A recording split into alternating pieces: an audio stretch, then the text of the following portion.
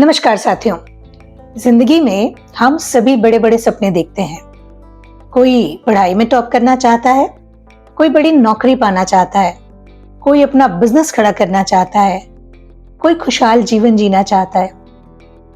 लेकिन हम सब ये भी सोचते हैं कि इतने सारे लोग सपने देखते हैं, पर उनमें से केवल कुछ ही लोग क्यों सफल हो पाते हैं।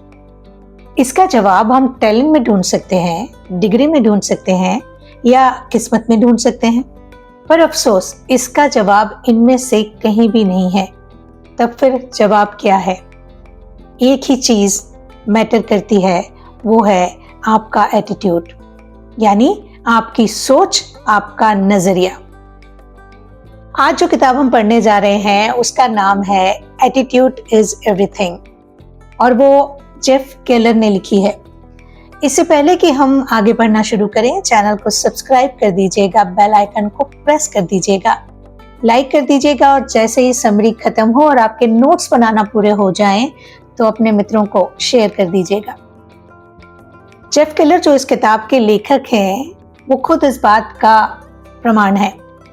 वो पहले वकील थे, उन्होंने पढ़ाई कर ली, करियर भी बना लिया, लेकिन उनके जीवन में सेटिस्फैक्शन और हैप्पीनेस नहीं था।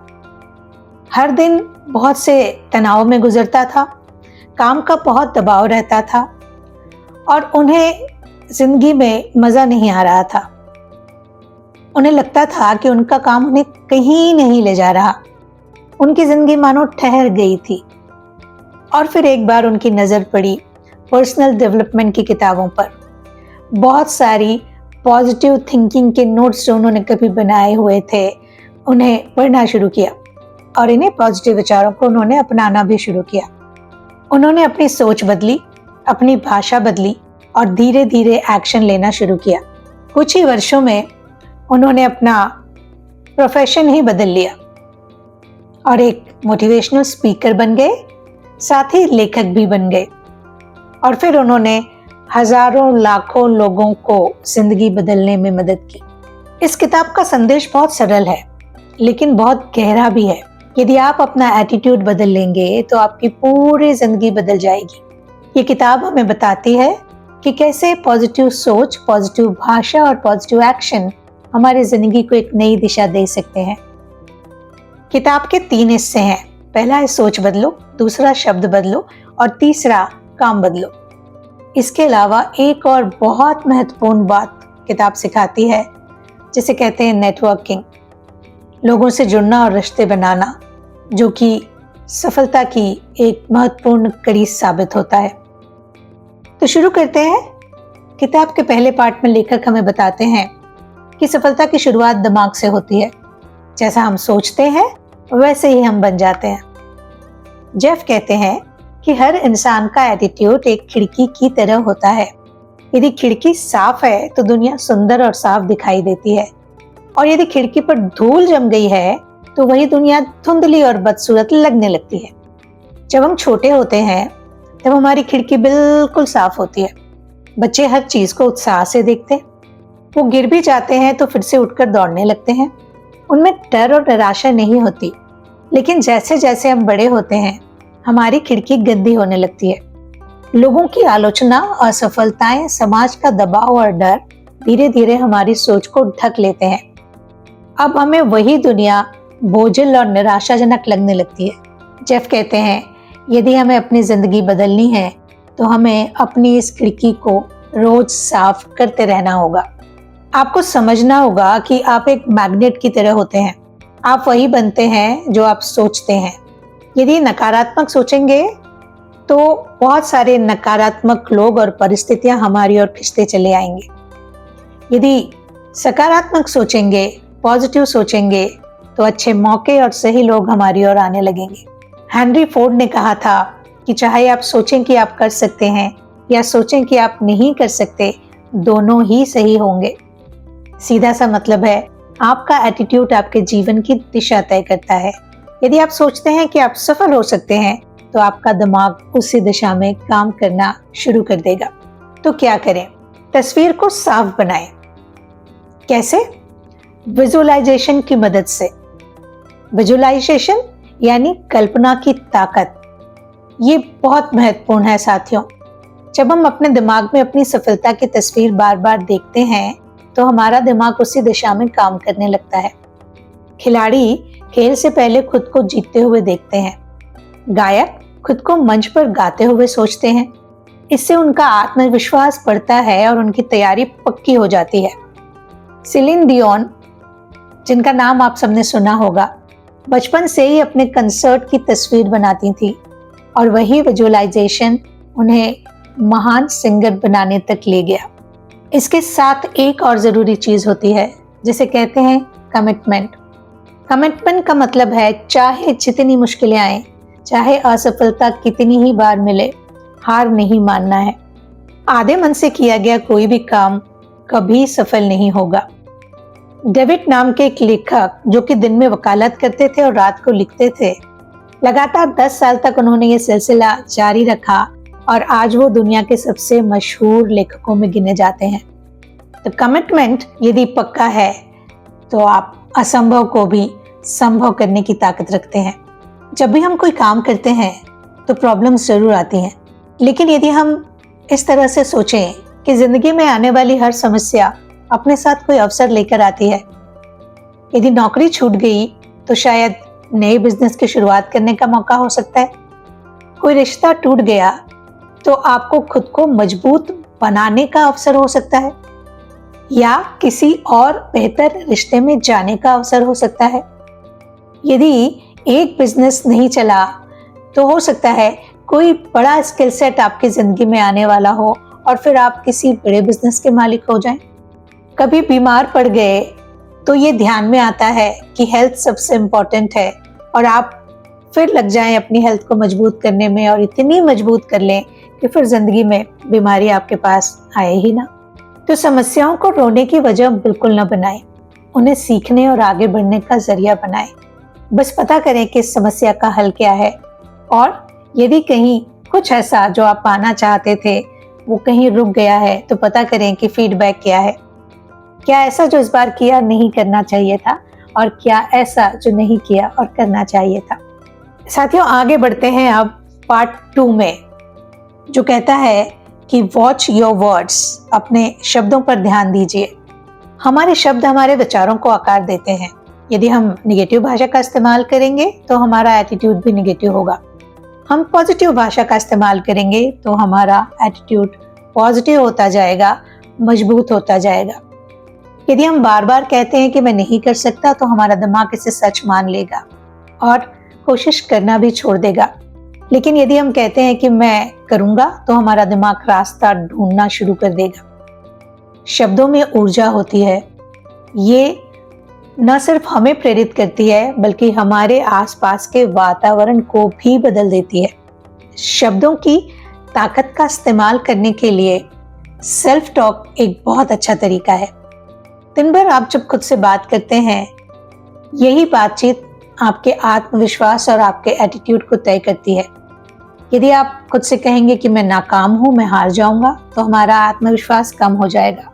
और यदि आप खुद से कहेंगे कि मैं मजबूत हूं, मैं कर सकता हूं, तो हमारी ऊर्जा बढ़ जाती है और हमारा प्रदर्शन बदलने लगता है। जब हम शब्दों की ऊर्जा की बात करते हैं तो आसपास का माहौल भी बहुत मायने रखता है। यदि अपने आसपास आप उन लोगों के साथ रहते हैं जो हमेशा निगेटिव शब्दों का इस्तेमाल करते हैं, तो धीरे धीरे आपके अंदर भी वो निगेटिव शब्द आते जाएंगे। तो ध्यान रखें कि अपने आसपास पॉजिटिव और उत्साही लोगों को रखें ताकि आप अच्छे शब्दों को सुने और वैसे ही बने। क्योंकि जैसे लोहे को मैग्नेट खींचता है, वैसे ही पॉजिटिव लोग हमारी सोच को खींचकर ऊपर ले आते हैं। आज ही आप दिन भर में किन किन शब्दों का बहुत इस्तेमाल करते हैं उन पर ध्यान दीजिए और देखिए कि उनमें कौन से शब्द पॉजिटिव हैं जो आप बार बार इस्तेमाल करते हैं और कौन से शब्द निगेटिव हैं जो आप बार बार इस्तेमाल करते हैं, और जो ज़रूरी नहीं है यानी निगेटिव हैं उन्हें अपने रोज के व्यवहार से कैसे निकालना है उसकी तैयारी कीजिए। लेखक इस किताब के पार्ट 3 में एक्शन के महत्व की बात करते हैं। वो कहते हैं कि सपने सिर्फ सोचने और बोलने से पूरे नहीं होते, उन्हें पूरा करने के लिए एक्शन जरूरी होता है। पॉजिटिव सोच और पॉजिटिव शब्द तभी काम करते हैं जब उनके साथ पॉजिटिव एक्शन भी हो। यदि आप लेखक बनना चाहते हैं तो आपको रोज लिखना शुरू करना होगा। यदि आप स्वस्थ रहना चाहते हैं तो आपको रोज व्यायाम करना होगा। यदि आप मोटिवेशनल स्पीकर बनना चाहते हैं तो आपको रोज थोड़ी थोड़ी बोलने की प्रैक्टिस करते रहना होगा। सोच और बोलना तो सिर्फ पहला कदम है, असली बदलाव तो एक्शन से आता है। लेखक आगे लिखते हैं कि जब कभी भी आप सफल नहीं होते तो आप निराश मत हो जाइए, क्योंकि असफलता से बड़ा टीचर कोई नहीं होता। थॉमस एडिसन ने बल्ब बनाने के लिए हजारों बार कोशिश की। हर असफलता ने उन्हें यह सिखाया कि कौन सा तरीका काम नहीं करता है। अंत में वो सारी असफलताएं उन्हें सही तरीके तक ले गईं और आज हम सब उनका नाम गर्व से लेते हैं। जब तक मानव सभ्यता रहेगी तब तक उनका नाम लिया जाता रहेगा। असफलता को कभी अंत नहीं माने, ये तो सफलता की ओर पहला कदम है। तो यदि अभी तक कभी आप असफल हुए हों, जितनी बार भी उतने कदमों को अपनी सफलता का हिस्सा मानिए और फिर से नया कदम उठाइए, चल पड़िए। छोटे छोटे लगातार कदम उठाइए, क्योंकि यदि आप रोज एक पेज लिखते हैं तो कुछ महीनों बाद आपकी पूरी किताब तैयार हो जाएगी। यदि आप रोज 2 पेज पढ़ते हैं तो आप कुछ सालों में न जाने कितनी सारी किताबें पढ़ पाएंगे। यदि आप कोई नई स्किल रोज सिर्फ 1 घंटा लगाकर सीखते हैं तो 2 साल के बाद आप उस स्किल में टॉप 1% लोगों की गिनती में आ जाएंगे। यदि आप रोज रोज थोड़ा अभ्यास करते हैं किसी भी चीज का तो आप एक दिन उसमें माहिर हो जाएंगे। समझिए कि कंसिस्टेंसी सबसे इम्पोर्टेंट है। किताब में आगे जेफ हमें समझाते हैं कि नेटवर्किंग से क्या फायदा हो सकता है। वो कहते हैं कि आपने सोच लिया, आपने बोल लिया, आपने कर लिया, अच्छी बात है, लेकिन ये मायने रखता है कि आप किन लोगों से जुड़े हैं। नेटवर्किंग का मतलब है सही लोगों के साथ रिश्ते बनाना। इसे थोड़ा अच्छे से समझना जरूरी है। जब हम नेटवर्किंग शब्द की बात करते हैं तो हमें लगता है कि अपने बिजनेस कार्ड हर जगह बांटने चाहिए या लोगों के फोन नंबर इकट्ठा करने चाहिए। नहीं, असली नेटवर्किंग है लोगों को समझना, उनसे ईमानदारी से जुड़ना और उन्हें मदद करना। जब आप दूसरों की मदद करते हैं तो वही लोग बाद में आपके लिए दरवाजे खोलते हैं। और हाँ, जब आप अच्छे और क्वालिफाइड लोगों के साथ रहते हैं तो आप हर दिन नया कुछ सीखते हैं।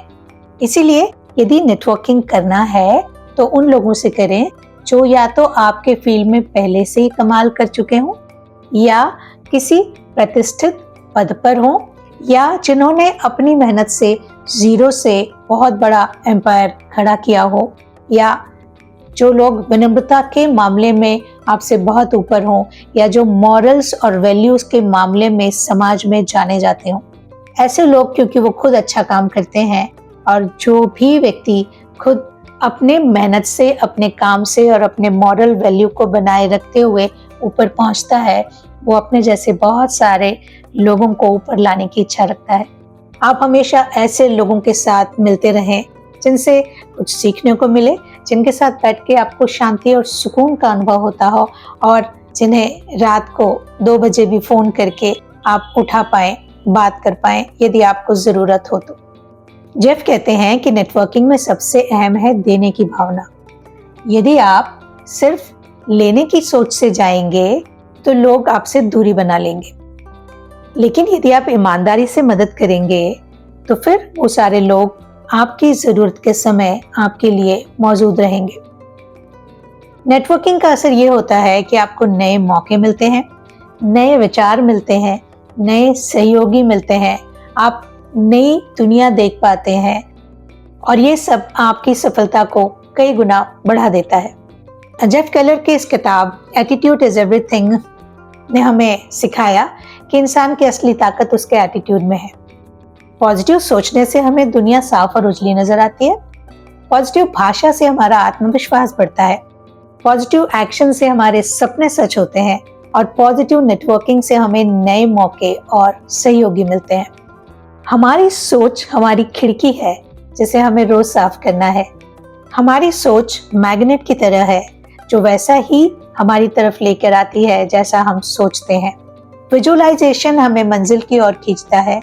कमिटमेंट हमें हार मानने से रोक देता है प्रॉब्लम्स हमें नए अवसर देती है, पॉजिटिव शब्द और पॉजिटिव सेल्फ टॉक हमें मजबूत करते हैं, पॉजिटिव कंपनी हमें प्रेरित करती है और सबसे बढ़कर एक्शन और नेटवर्किंग हमें मंजिल तक पहुंचाते हैं। तो याद रखें, change your attitude and you change your life. यदि आपका एटीट्यूड पॉजिटिव है तो कोई भी सपना असंभव नहीं होगा। ऐसी किसी शानदार किताब को पढ़ते हुए आपसे फिर मुलाकात होगी। तब तक के लिए अपना ख्याल रखिएगा।